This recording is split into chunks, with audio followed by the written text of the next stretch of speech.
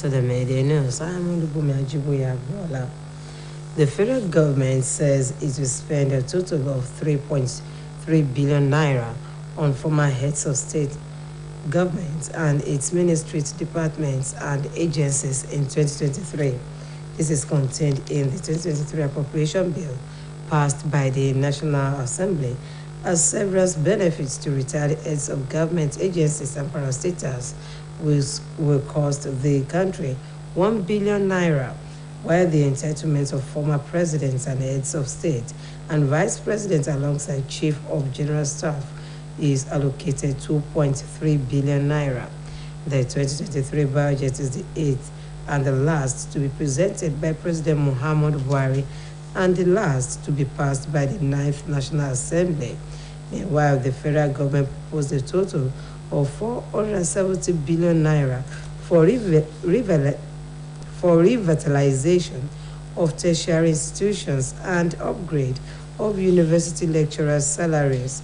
President Muhammadu Buhari, in his address to a joint session of the National Assembly while laying budget, announced a 470 billion naira intervention fund to end the protracted crisis between the federal government and the Academic Staff Union of Universities.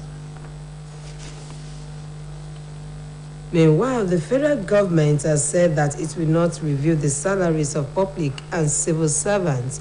The Minister of Labor and Employment, Senator Chris Ngige, made the clarification in a statement issued by the Deputy Director, Press and Public Relations Unit of the Ministry, Olajide Oshodo, in Abuja. The minister said that what it meant was a review of the remuneration and emoluments of the affected workers, especially the civil servants. It was learned that the Presidential Committee on Salaries, through the Office of the Secretary to the Government of the Federation, received recommendations for review of allowances of many ministries, departments, and agencies of the government.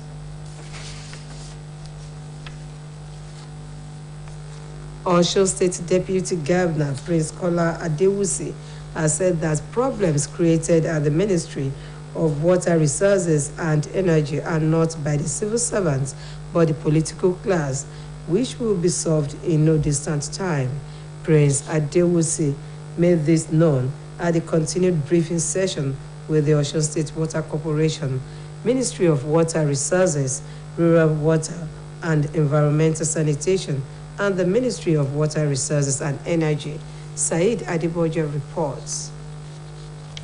Addressing the leadership of Osho Water Corporation, RUWESA, Ministry of Water Resources and Energy, Prince Kola Adewusi frowned at the lopsidedness in the operation of the government agencies, saying it is appalling that the coordinating director, who is the most senior officer, is not carried along in the activities of the water sector. Speaking on the Ilesha Water Project, Prince Adewusi frowned at a situation whereby a consultant usurped the legitimate powers of heads of government agencies, describing the gesture as unfortunate and an aberration.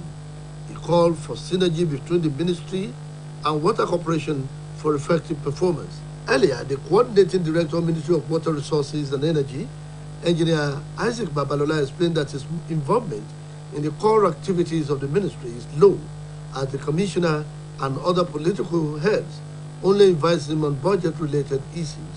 In their separate briefings, the acting general manager of Osho State Water Corporation, Engineer Dupe Olajokotola, and the general manager of RUWESA, Mr. Ademola Olariwaju, highlighted the various challenges bedeviling their agencies. They appealed to the state government to assist adequately, just as they pledged improved internally generated revenue for the state government. Majority of the political parties eligible to field candidates for the February presidential and National Assembly elections are yet to meet up with a certain provision of the law ahead of the elections. Reports indicate that by virtue of Section 43 of the Electoral Act 2022, political parties are mandated to submit lists of polling agents to the Independent National Electoral Commission. According to INEC's timetable and schedule of activities for the 2023 presidential and national assembly elections. Parties are to submit lists of polling agents to the electoral officers of the 774 local government areas through dedicated INEC portals. However, INEC National Commissioner for Voters Education and Publicity, Mr. Festus Okoye, could not confirm the number of political parties that have met up or observed the provision of the Electoral Act. Mr. Okoye told newsmen to exercise patience and wait for the expiration of the deadline. Speaking on the update of permanent voter cards awaiting collection by prospective voters, the INEC commissioner was silent on the estimates, noting that the commission could only arrive at the statistics after the window available to Nigerians to pick up their cards has been exhausted. Command of the Nigerian Army has directed over 120 major generals, brigadiers, colonels, lieutenants, captains, and others to proceed on compulsory retirement. The affected officers, who include those who failed their senior staff course examinations, were ordered to submit their letters of voluntary retirement or face summary retrenchment. Reports say that the exercise was in accordance with the Public Service Rule and the Armed Forces of Nigeria Harmonized Terms and Conditions of Service 2017. The number of senior and middle personnel that will be required to leave the service might be higher than 120, as those concerned were being given their letters of compulsory retirement in batches. It was further gathered that the affected personnel would proceed on the mandatory 3-month pre-retirement leave from next month. And moving on to sports, Super Eagles head coach Jose Peseiro, former and current Nigerian internationals, have paid glowing tributes to the late Brazil football icon Pelé, who died in Sao Paulo at age 82 after battling with colon cancer. Peseiro, alongside ex-internationals Mutiu Adepoju, Osini Govon, Kanu Wakwa, and Super Eagles vice-captain William Troost Ekong, took to Twitter to pour encomiums on the football legend, noting that the legendary Brazil icon was more than a football player. Also, Nigerian Federation Technical Director Igwavon expressed sadness over the death of the great footballer. And moving on to the foreign scene, at least 4 people have been killed and 12 others wounded in an attack on a police checkpoint in the Suez Canal city of Ismailia, Egypt. The dead included 3 police officers and an unidentified person, and most of the wounded are conscripts and have been taken to hospital. Security officials described the attack as a terrorist strike, but no group has claimed responsibility for the attack. Egypt has been battling the Islamic State in Iraq and the Levant fighters in the northern part of the Sinai Peninsula for years.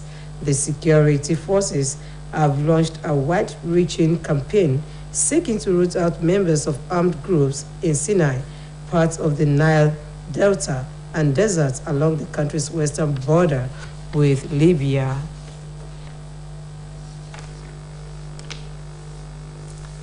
Still on the foreign scene, South Korea's military says North Korea has fired 3 short-range ballistic missiles towards the sea to the east of the Korean peninsula. The latest missile comes 5 days after North Korea flew drones into South Korea's airspace for the first time since 2017. Washington said that the latest missile launches do not pose an immediate threat to the U.S. or its allies.